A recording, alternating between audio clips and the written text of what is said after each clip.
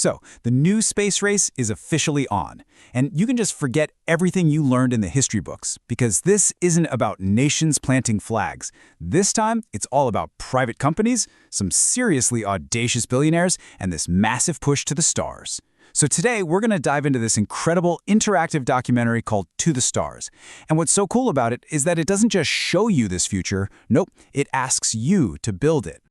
Right off the bat, the whole thing kicks off by asking you this one simple but huge question. If you could leave Earth tomorrow, would you actually go? And look, this isn't just some hypothetical thought experiment. Your answer actually shapes your entire journey through this thing. It makes you a real participant, not just some spectator on the sidelines. All right, so let's say you hit yes. You're going. Well, congratulations, because your very first mission is to plan Mars Colony 1. And I gotta tell you, this is no game. Every single choice you're about to make could mean the difference between life and death for your colonists.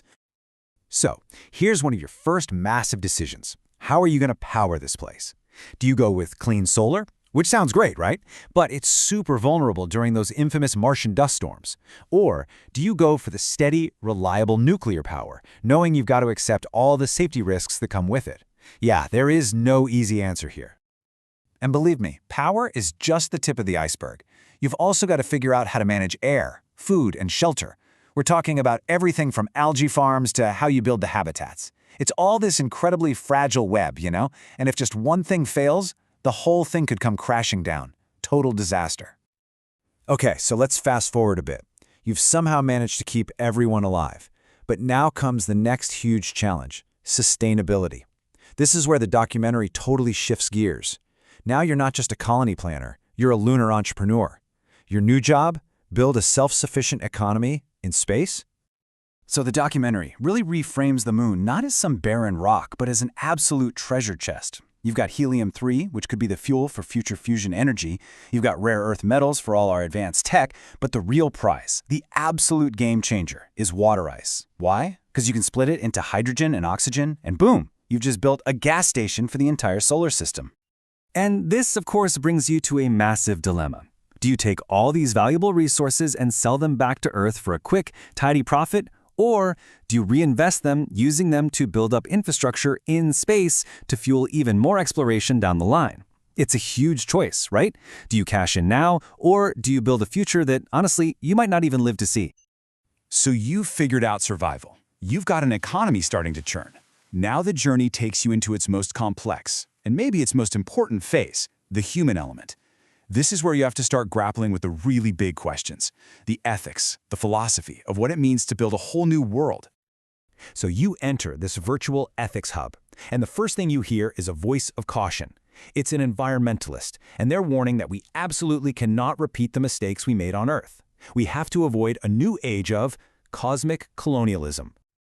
But then, almost immediately, a totally different voice chimes in with a counterargument. This time it's a space entrepreneur, and they're arguing, hey, this isn't colonialism, this is survival. This is the only way we can secure humanity's future and maybe even relieve some of the pressure on Earth. And then you have to vote. Which argument do you find more compelling? Then the perspective shifts again, and this one really hits you.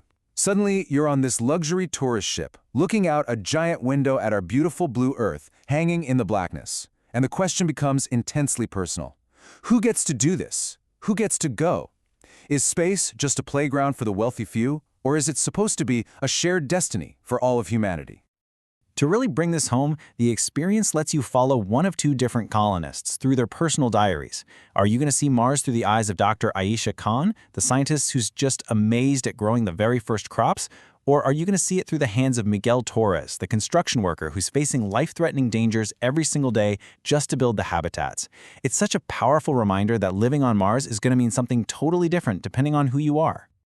Okay, so you've tackled survival, you've wrestled with economics, you've debated the ethics, and then finally the documentary pushes you right to the ultimate edge. It asks the biggest question of all. What happens if we find out we're not alone? You're put in the command seat. An anomaly is detected on your sensors. And humanity's first response, well, that's your call. Do you try to make peaceful contact? Do you just observe from a safe distance and gather more data? Or do you play it safe, retreat, and avoid any risk whatsoever? And let me tell you, Each one of these choices leads to a wildly different outcome, everything from a utopian alliance to all-out catastrophic conflict. So everything you've done, everything you've learned, it all culminates in this one final monumental choice. The narrator puts it to you. Is the right path to stay here, to focus all of our energy on protecting this one precious planet but risking everything if one single catastrophe hits? Or is the right path to push outwards, embracing all the unknown dangers and wonders of the cosmos? So, after all the simulations, after all the debates and the personal stories, the final decision is left with you. Your choice triggers a personalized ending, which is cool. But the real question, the one this whole experience leaves you with, is what are you going to be thinking about long after the credits roll?